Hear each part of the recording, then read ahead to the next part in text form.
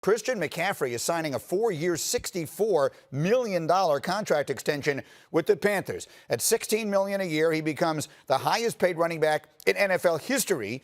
Zeke Elliott had been that at $15 million per year. So, generally speaking, how does it work out when you pay a running back? Answer: not so well. Le'Veon Bell averaged nearly 130 yards from scrimmage per game prior to signing with the Jets. Last year, he averaged just 83. If I may insert a note, I blame the coach for that. But back to the facts. Zeke held out just prior to the start of last year and saw his yards per game go down by 20. And while it looks like Gurley's production stayed the same, he actually only lasted 2 of his 4-year extension before being released. So it brings up a really interesting question, Ryan Clark, because I don't think anyone disagrees that Christian McCaffrey is a spectacular player. He had the 3rd most yards from scrimmage of any player in NFL history last year. Yeah. But do you build a championship team in the National Football League in 2020 around paying a running back top dollar? You know what? I don't think you build a championship team this way, but I also don't think the Carolina Panthers had a choice. I mean, you had a choice to wait a year to pay him instead of giving him his money this year. But when you look at the numbers, Christian McCaffrey has earned this. So you pay a guy for what he's done, but you pay a guy more so for his potential, for what he's projected to do in the future. And this guy just keeps getting better and better every year. And I talked to Joe Brady yesterday. We text back and forth about it. He says, I got to find ways to get this guy more involved in the passing game. I got to make sure that we keep him protected because he needs to get his touches. And when you have a guy like that, someone that's that talented, that good, he's going to get his money. And listen, when you went to Carolina Panthers games last year, there were some 22 jerseys out there. There were probably a lot of 22 jerseys. But more than that, there were number 1 jerseys. That guy isn't there. You need a face of the franchise. You need somebody to get people into the stands. And so signing Teddy Bridgewater, that doesn't do that. But getting Christian McCaffrey into this team for the next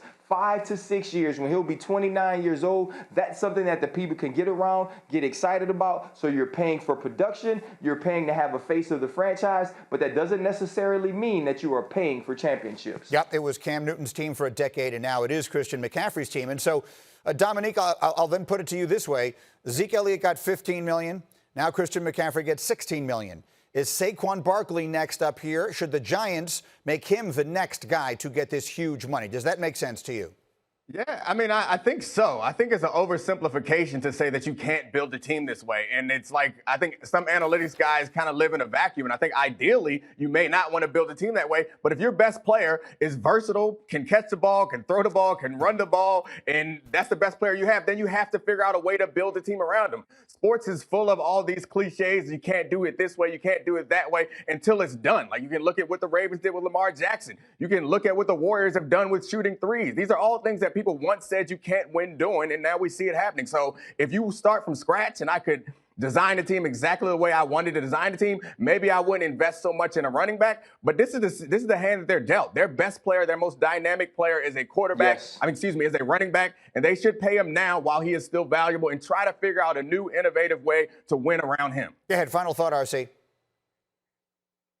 Well, the biggest thing is this. I was just thinking about paying that money, and I look back at the highest paid running backs or even the best running backs in the league. You look at guys like Adrian Peterson. You look at guys like LaDainian Tomlinson. Great players, MVP caliber players, but they never got to a championship. If you're the Carolina Panthers, you have to pay him, but you have to understand this doesn't mean wins. This doesn't translate to championships. He's been killing the game for the last 3 years, and they've been sitting at home deep into the playoffs. And so you have to make sure you continue to try to build things around him. You find ways for Teddy Bridgewater to be great, because even with $16 million a year, this doesn't mean that Christian McCaffrey is going to deliver rings. Yes, and I'll just continue, and I'll finish it by saying, and Hembo popped it up on the screen, the last time a rushing champion won the Super Bowl was in the previous millennium. It hasn't happened in the 2000s. Thank you for watching ESPN on YouTube. For live streaming sports and premium content, subscribe to ESPN+.